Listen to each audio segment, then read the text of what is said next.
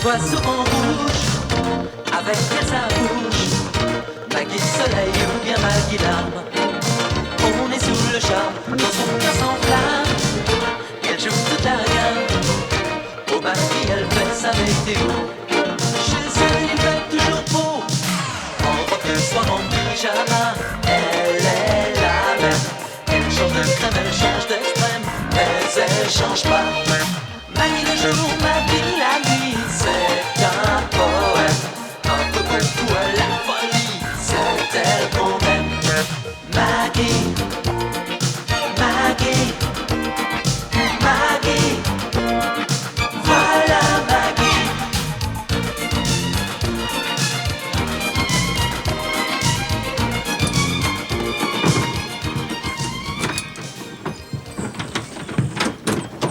Rose, ma fille, c'est pas le moment de traîner. Quand Mme Maggie, elle va voir dans quel état il se trouve son living. Vous parlez toute seule? Oh, Mme Maggie, je vous attendais pas de sitôt. Oh, vous savez, j'ai eu un après-midi comme je n'en souhaite même pas mon percepteur. Les chardonnerets sont à l'étroit. Dans leur nid. Non, dans leur local, les chardonnerets de Saint-Nicolas-du-Vésinet. Ah, la chorale. Oui. Cruchon a offert leur ancienne salle de répétition à son comité de soutien. Oh, et les petits chanteurs, eux, ils vont aller les caser. Dans une soupente. Pauvres petits anges. Enfin, je suis pas mécontente de retrouver ma maison. Mme Maggie. Toujours impeccablement tenue, grâce à vous. Justement. Oui, je sais ce que vous allez me répondre. Vous allez me dire que vous ne faites que votre devoir, mais vous le faites avec une telle conscience professionnelle qui vous honore. En général. C'est pas vous qui partiriez en laissant derrière vous du désordre, hein? Sauf cas de force majeure. Oh, Rose, ma très chère Rose. Allez, à demain! À tout de suite, oui. Wow! J'arrive, Mme Maggie. Mais qu'est-ce que c'est que ça? Des cartons. Mais des cartons qui viennent d'où? De chez le marchand. Hein? Non, c'est-à-dire que c'est M. Georges qui les a fait livrer. Mais vous ne pouviez pas, je ne sais pas moi, refuser la livraison. Mais j'ai essayé. Seulement le livreur, il a voulu téléphoner à Monsieur Georges, il a tout raconté. Alors Monsieur Georges, il a demandé à me parler et il m'a menacé de me supprimer ma prime de fin d'année. Bon, non, et alors j'étais... Merci. Ça, il va m'entendre, hein? Oh, Mme Maggie, sans vous commander, vous voudriez pas lui demander hein, vous le disputez, mais calmement. Pardon? Ben oui, parce que je vous connais, hein. Vous vous énervez, il s'énerve, le ton monte. Après, M. Georges, il descend dormir dans le canapé. Et le lendemain, qui c'est qui se tape le double de travail? Rose. Bon, comme si j'étais femme à perdre mon sang-froid.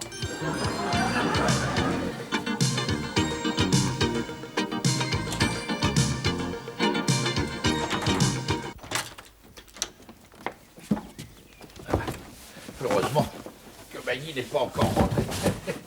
Je vais pouvoir mettre un peu d'ordre dans ce... Maggie. Bonsoir, mon nounours. Bonsoir. Georges, Oui? tu me connais.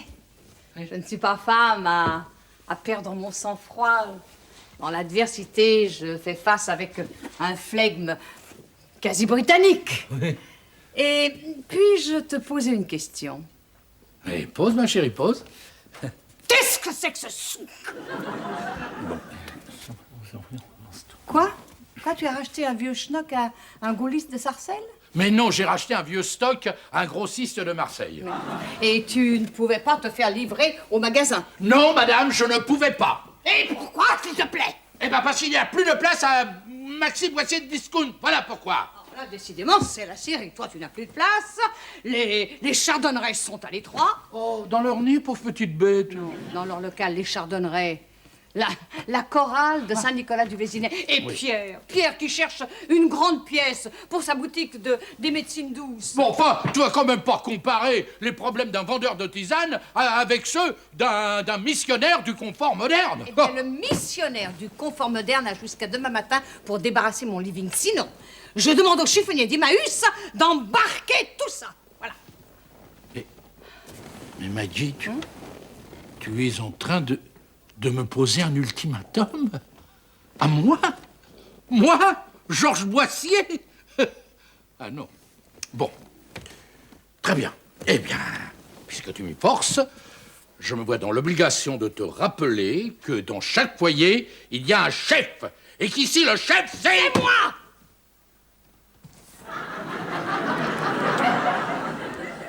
T'aurais pas une petite pointe de faim, toi?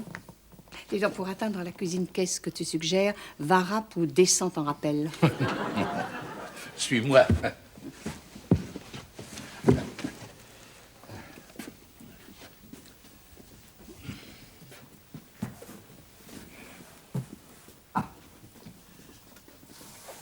Ah bah non, c'est un cul-de-sac.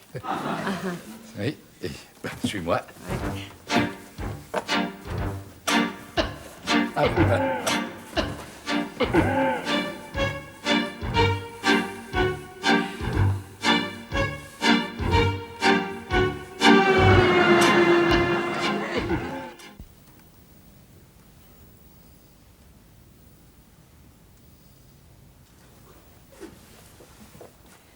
Oh, mais tu prends toute la place.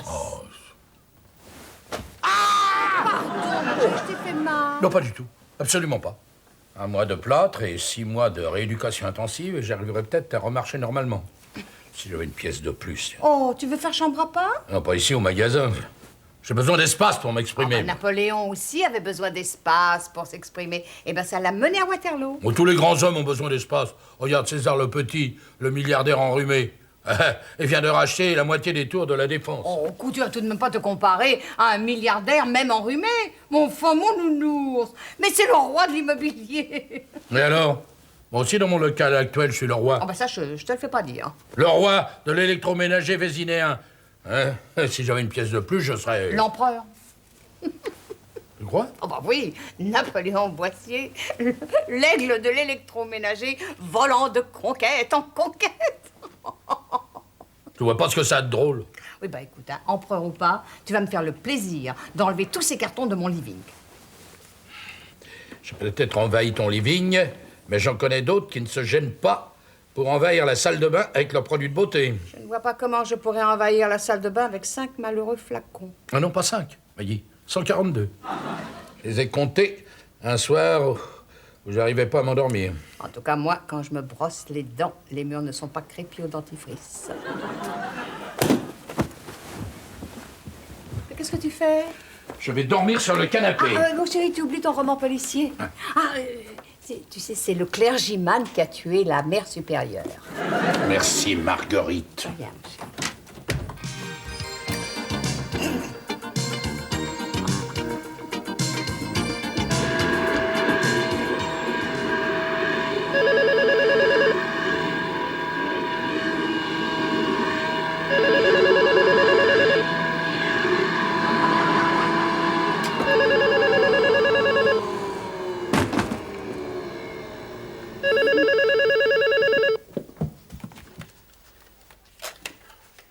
Villa des Boissiers, j'écoute? Non, ils ne sont pas là. Pas la bonne, l'assistante ménagère. Si j'ai vu qui? César le Petit, le milliardaire? Eh ben non. Ni César le Petit, ni le pape, ni la reine d'Angleterre. C'est calme en ce moment, oui. Bon, veuillez m'excuser, j'ai du travail, moi. Ah, ça doit être le livreur. J'espère que Monsieur Georges y a mis le prix. Parce que si c'est pas une armoire à glace, il y en a pour toute la journée. Bonjour, madame. Patchoum, le Plouanec. En fait d'armoire normande, ce serait plutôt un guéridon Louis XV. Je vous demande pardon. C'est pas au travailleur à demander pardon. C'est à celui qui l'exploite. Oui, je n'en disconviens pas, madame, mais voyez-vous, je viens... Je suis au courant. Ils sont là. Là-haut. Pauvre prolétaire qui s'est usé les yeux à la tâche. Je vais vous aider, venez. Voilà. Un coup de main. Oui, madame. Oh, appelez-moi Rose. Entre travailleurs victimes d'un même exploiteur. C'est tout ce que vous avez fait? Mais Monsieur Georges, il vient d'arriver. Bon, alors écoutez, si vous me débarrassez tout le living en moins d'1 heure, alors moi je vous donne un peu de boire. Combien 20 francs. 20 francs. C'est pas royal. Ah. C'est impérial. Ah, vous trouvez? Dites-moi, vous êtes garé loin? Derrière la maison? Ouh, vous, alors je vais vous faire passer par la cuisine. Ah non. Parce que le chemin est moins loin. Si. Vous allez pouvoir tout de suite charger sans aucun Mais oui, problème. mais non, je vous en prie, par la cuisine. Voilà. Courage, camarades.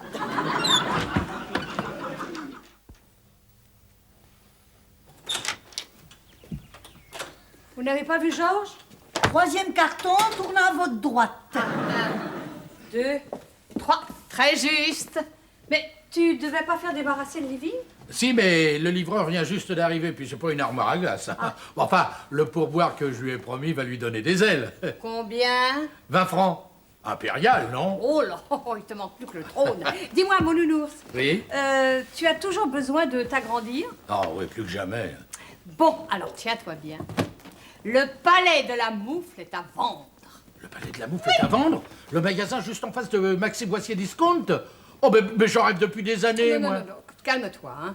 Oh, le palais de la Moufle est à vendre! Mais j'achète, je rénove, et puis je construis une passerelle entre les deux magasins, comme à la Tataritaine. Ne t'emballe pas. Quand tu connaîtras le nom du propriétaire, c'est César le Petit. Le milliardaire du coup de fil de ce matin? L'Attila de l'immobilier? Ah, Maggie, pourquoi l'a-t-il? Où César le Petit passe, les espaces verts ne repoussent jamais. Eh ben, dis donc, ça va être commode, hein, de négocier avec un caractériel. Mais il se laisse jamais photographier. Personne n'a vu son visage depuis des années. Et si ça se trouve, c'est un gnome avec des oreilles décollées. Personne ne l'a jamais vu, mais Cruchon lui parle plusieurs fois par jour. C'est lui qui finance sa prochaine campagne. Alors Cruchon a réussi à le convaincre de nous rendre une petite visite. Ici? Oui, il devrait être là d'une minute à l'autre. Oh là là, Georges Boissier contre le petit, mais ça va être titanesque. Oh là, oh, méfie-toi, il paraît que c'est un redoutable négociateur. Bon, j'en ferai qu'une bouchée, moi. Si tu crois qu'il me fait peur, c'était un petit... Hein? Je suis César le Petit. L'Attila? Lui-même, oui. Oh, Oui, j'allais le dire. je suis Marguerite Boissier, mon mari. Son mari et son aide ménagère. Mais je connais déjà la camarade Rose. Pour parler d'argent, on est tout de même mieux entre hommes, non? Bien, c'est ce que je dis toujours à ma banquière. Un petit whisky? Avec plaisir, oui. Vous ne buvez pas? Non, j'ai un peu mal à l'estomac. Ah, c'est fou, ça. De profil, on dirait Napoléon. Oh, monsieur le petit. Je vous promets. Remarquez, vous n'êtes pas le seul à me trouver des points communs avec l'empereur. Hein. Ah, vous êtes bien installé, hein. On sent que vous avez les moyens. Hein. Vous savez, ne vous fiez pas trop aux apparences. Hein. Évidemment, nous avons les biens, mais absolument aucune liquidité. Hein. Magnifique, ça. Un conseil, vendez votre Duroyer de Fétonsac période bleue. Alors, en ce moment, valeur inestimable. Ah non, ça, cette croûte-là, pensez-vous, de mauvaise lito, une mauvaise lito, je l'ai signée moi-même, alors vous pensez si ça vaut quelque chose. Alors, dans ce cas-là... Attention, vous savez pas ce que ça vaut. Vous m'avez bien eu, monsieur le petit. Ah, vous êtes trop tard. J'aime ça, Boissier, j'aime ça. Oh, à côté de vous, je suis un enfant de cœur, hein. Ne prononcez jamais ce mot-là, on m'a compris, jamais. Mais quel mot, vous... Enfant de cœur. Ah bon, ça me rend malade. Bon, parlons peu, parlons bien. Alors, comme ça, vous voulez acheter le palais de la Moufle. Attention, non, c'est vous qui voulez vendre. Vous en prie, épargnez-moi ces finasseries. C'est 200. 200 francs, 200 000 francs 200 millions de centimes. 200 patates 150 et on n'en parle plus, hein? J'ai un acheteur à 200, je le vois demain matin. Ça vous laisse toute la nuit pour réfléchir. Vous bluffez. En êtes-vous si sûr?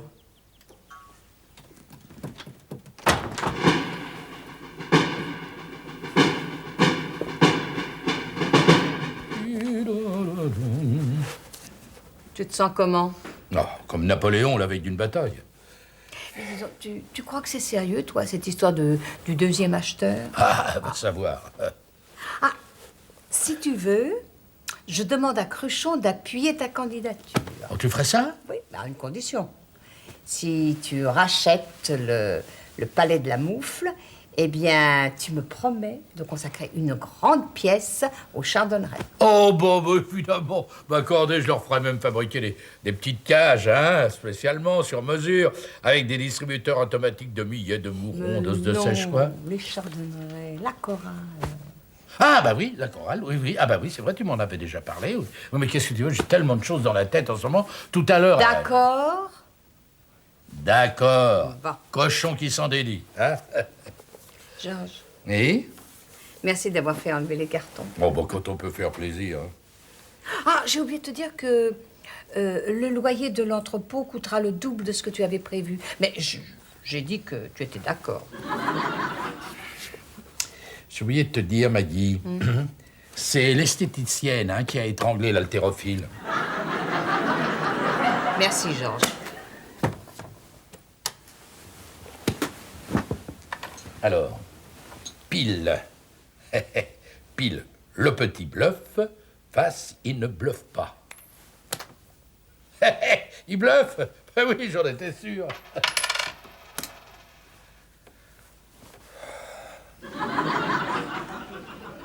C'est 200. 200 millions de francs? 2 centimes, docteur Bretteville, 2 centimes. Ah oui, c'est cher. C'est le palais de la Moufle. Oui, c'est vrai qu'il est bien situé. Oui, il est bien situé. Avec un petit vent sec qui balaye la place à longueur d'année, c'est une clientèle assurée pour votre boutique des médecines douces. Oui, c'est tentant. C'est cher quand même. Pas pour quelqu'un comme vous. Je suis un obscur médecin des quartiers, monsieur. Avec des livres rares, des meubles signés. Pour le maigre héritage d'une lointaine parente, ce bric-à-brac n'a qu'une valeur tout à fait sentimentale, disons 150. Moi aussi, je suis un grand sentimental, mais j'ai un acheteur à 200. Vous bluffez. Allez savoir.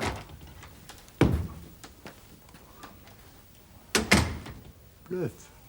Oh, car c'est d'amour, et où j'ai vu le jour, j'aime tes frères rivages. Mais non, ce n'est pas une alarme antivol, c'est Georginou qui chante. Joli filet de voix. Pour vous que ça dure. Ça va, Pierre? Oui, ça va. Et toi, tu es sûr que ça va? Oh là, on ne peut mieux. Hein. J'ai une grande nouvelle à t'annoncer. Ah, moi aussi. Ah bon? Voici Maxi Discount s'agrandit. Tu as trouvé un local? Au Vésinet? Je le connais. Oui, mais je peux pas en parler avant que ce soit signé. Alors, et toi, la grande nouvelle? Eh bien, moi aussi, j'ai trouvé un local au Vésinet. Pour ta boutique de médecine douce? Formidable! Bien situé? On peut mieux. Où ça?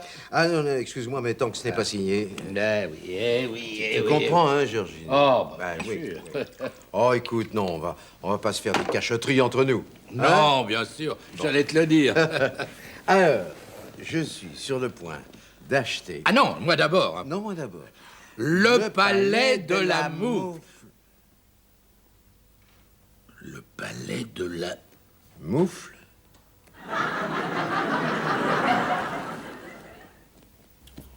Ah, on veut empêcher de m'étendre. On veut empêcher l'aigle de voler de conquête en conquête. C'est majestueux, les aigles. Personnellement, je préfère les perruches parce qu'un appartement, ça fait moins de saleté. Ils veulent la guerre. Eh bien, ils l'auront. Mais de l'autre côté, les perruches, ça fait plus de bruit que les aigles. Un jour, on parlera devant vous de la bataille du palais de la Moufle. Vous n'aurez alors qu'à murmurer « j'y étais » pour qu'on dise de vous « c'est une brave ». Sans vous commander doucement le lobe. Oui. Ah, avec moi, la plus humble des aides ménagères aura toujours son bâton de maréchal dans son filet à provisions. Ça gagne combien, maréchal? Énormément. Ah, tout de même. Maréchal Le Ploinec. Oh, c'est mon Raymond qui serait fier. Oh, Catharinetta bella Cicci, écoute l'amour t'appelle Cicci. Pourquoi dire non maintenant? Ah. Maréchal. Me voilà. Oh, me voilà qui? Me voilà, moi. Non, pas me voilà moi, me voilà, sire. Nous avons soif. Bah, nous qui? Vous êtes tout seul? Nous, moi. Enfin, vous n'avez pas entendu parler du pluriel de majesté? Non. Oh, non, qui? Non, votre sire. Quelle insolence! Me faire ça à nous!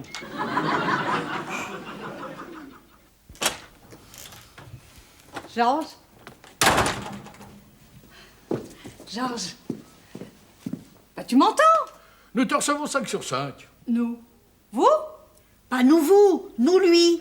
C'est le pluriel de la royauté. Ah, écoute, Cruchon a chaleureusement soutenu ta candidature. Alors, César le Petit est d'accord, il a donné son accord, il te vend le palais de la mouffe. Je le savais. Quand l'aigle déploie ses ailes, il vole de conquête en conquête. Et Georges, tu as bu? Oui, l'ambroisie du triomphe. Bon, eh ben, c'est la dernière fois que tu sors sans ta laine. Enfin bon, bref. Moi, j'ai tenu ma promesse, à toi de tenir la tienne. Quelle promesse? Bah, un local de répétition pour les chardonnerets. Les quoi? Mais Georges, mais tu m'as donné ta parole. Ah oui, mais nous avons changé d'avis. Oh non, écoute, ces pauvres petits qui n'ont même pas un placard pour répéter, mais ça ne te fend pas le cœur? Oui, mais nous avons d'autres projets, n'est-ce pas? Nous avons envisagé de créer un consortium d'électroménager international. Alors nous allons avoir besoin de toutes les pièces pour notre siège social, bien sûr. Bien, parfait. Georges, tu me connais, je ne suis pas femme à perdre mon sang-froid, mais ça, alors ça, tu vas le regretter amèrement. Républicaine.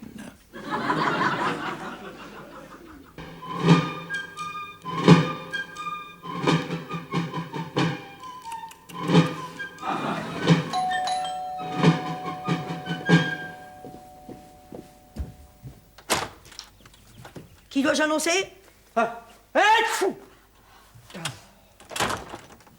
C'est César le Petit qui demande à causer à son sire. Introduisez, maréchal.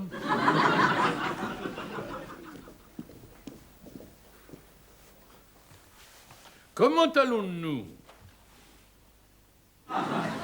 À nous? Ah bah, nous, on va bien, nous, on va bien, nous. Et nous? Eh bien, nous sommes dans une forme impériale. Et nous irions encore bien mieux si nous avions signé cette jolie promesse de vente. Excusez-moi, mais on m'appelle sur une autre ligne. Ah.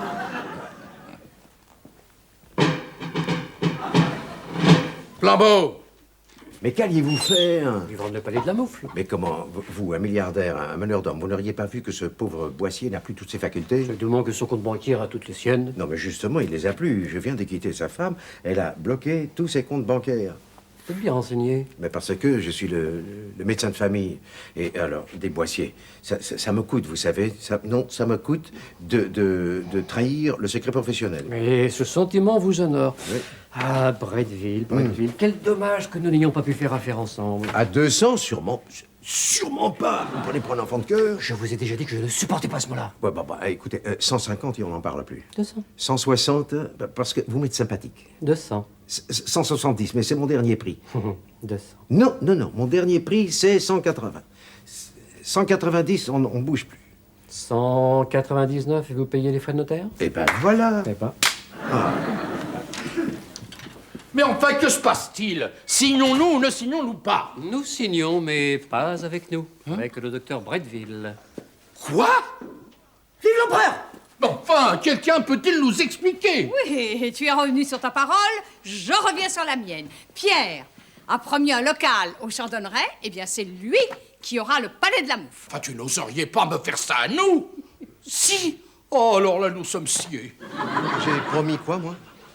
Ah non, tu vas pas revenir toi aussi sur ta parole. Oh non, Pierre, alors là tu me déçois. Mais nous avons d'autres projets, n'est-ce pas? Nous allons créer un consortium international des boutiques de médecine douce. Alors nous avons besoin de toutes les pièces pour notre siège social. Toutes les pièces. Pierre! Oui. Oh! Georges! Qu'est-ce qui se passe? Oh non, ces pauvres petits chardonnerets sont à l'étroit. Dans leur nid? Mais non, dans leur local, les chardonnerets, la chorale de Saint-Nicolas du Vésinet. Vous vous occupez d'une chorale? Mais non, oui, j'essaie surtout de leur trouver un local de répétition digne de ce nom. Ah, une chorale. Maggie, si vous saviez, quand j'étais petit, je faisais partie d'une chorale d'enfants de chœur. Ah, nous avions des voix d'ange, nous chantions Bach, Mozart, ah, c'était merveilleux. Et au moment de la puberté, j'émeuais. Et on n'a plus voulu de vous. Par ce contrat, donne le palais de la moufle à la chorale des chardonnerets de Saint-Nicolas du Vésinet, dûment représentée par Marguerite Boissier, signataire des présentes. Ça vous paraît correct? Oh, l'Attila de l'immobilier s'est montré grand prince. C'est vrai qu'il est grand prince, l'Attila de l'immobilier. Alors, Vous avez entendu? Vous êtes content? Content, oui, c'est le mot que je cherchais. Youpi. Puisque monsieur le petit a eu la gentillesse de me confier la gestion du palais de la Moufle, j'ai décidé de vous donner une pièce. Une pièce chacun. Une pièce pour deux. Bon, si elle est grande. 12 mètres carrés. Alors?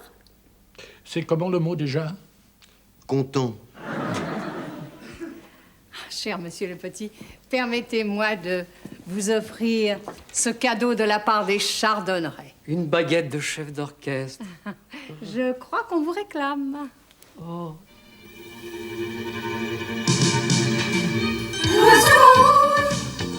Avec sa bouche, oui, le soleil ouvre ma guirlande. On est sous le champ, dans son gars sans flamme. Elle joue toute la gueule. Marie, elle fait sa météo. Chez elle, elle fait toujours beau. En restant en pyjama, elle est la même. Elle change de crème, elle change d'extrême, mais elle change pas.